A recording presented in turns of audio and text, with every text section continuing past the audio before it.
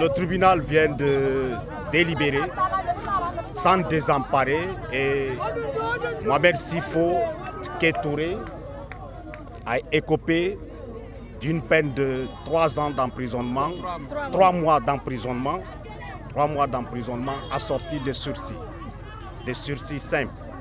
Il rentre donc en toute liberté à la maison. Ce qui était plus difficile, c'était cela.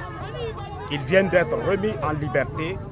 Le combat va se poursuivre dans le calme, dans le strict respect des lois et de l'ordre établi. Mais le plus essentiel était vraiment de se battre pour qu'il regagne son milieu social. Vous venez de voir la mobilisation des sinistrés de Koronti, ce qui revient à dire que Mohamed Sifo Touré poursuit un combat noble et il est l'incarnation de la volonté de l'ensemble des impactés de Koronti. C'est un plaisir de retrouver la famille, c'est-à-dire les sinistrés de Koronti, qui vivent dans des conditions précaires jusqu'à nos jours, jusqu'à maintenant. Mais ce qui est important, je remercie d'abord ceux qui ont œuvré pour mon arrestation. À ceux qui ont œuvré pour mon arrestation, je dis merci. À ceux qui ont aussi œuvré pour ma libération, je dis merci. C'est tout.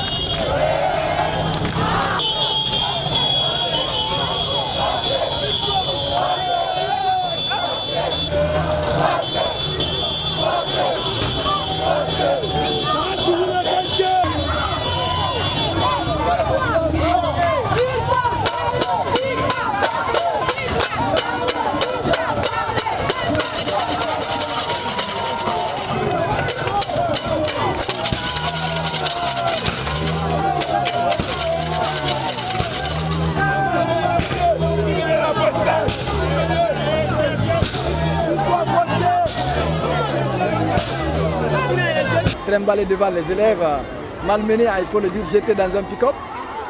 Et après mon départ, il y a eu beaucoup de tirs de gaz lacrymogène ici. Et les enfants, il fallait les voir comme ils étaient. Donc c'est quand même triste de savoir que ceux qui sont censés nous protéger, ce sont ceux qui sont venus gazer les élèves. C'est déplorable. Bon, c'est quand même assez difficile parce que les conditions de détention de la maison carcérale en Guinée, on n'a même pas besoin d'expliquer. Il y a une surpopulation qui ne mérite pas de commentaires. Parce que vraiment, même pour se frayer, pour dormir sur un côté, c'est difficile. Il faut payer de l'argent même en tôle, même pour se coucher. Voilà, et surtout, les conditions sont difficiles. Je n'ai pas été torturé physiquement, sauf au moment de mon arrêt, parce que mon interpellation là, ça laisse à désirer. Mais il y a eu une torture morale, parce qu'un enseignant qui quitte la classe, qui était en train de préparer les élèves qui ont juste 3 semaines maintenant, ou environ 1 mois pour aller au baccalauréat, et nous prendre là-bas. Surtout, je quitte d'un quartier aussi où les gens dorment encore dans la rue, ils n'ont pas de tôle. Les gens dorment encore dans la rue à la Belle Étoile. Donc il y a toute cette charge, toute cette pression qui pèse sur moi.